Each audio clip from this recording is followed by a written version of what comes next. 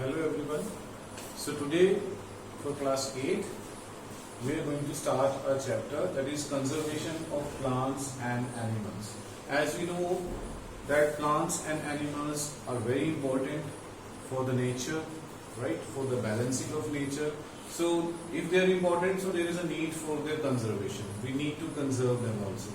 So first of all, today I will tell you about the introduction of this chapter, that which topics we are going to do and study in this chapter. So first one is introduction to ecosystem. Ecosystem is what? Ecosystem combines of living and non-living thing. Means plants and animals are the living components, and air, water, soil, these are the non-living things, right? So the combination of these living and non-living thing is known as ecosystem. Then in ecosystem, we know that there are so many living components like the forest.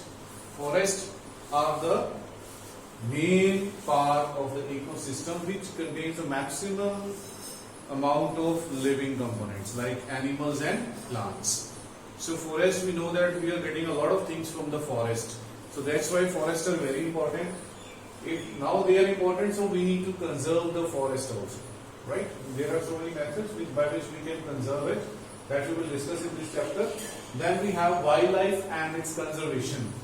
We know that in forest there exists wildlife. There are a number of wild animals which are present in the forest. Knowingly or unknowingly, human beings are doing the hunting, or they are dying because of activities by the human beings. So we need to conserve this wildlife also, because there is a treasure which is present and which is provided by the nature itself. So we have to conserve this also. Then we have the wildlife species and its types. Then after this we will discuss about the species, that what kind of species are present in which kind of forest, right?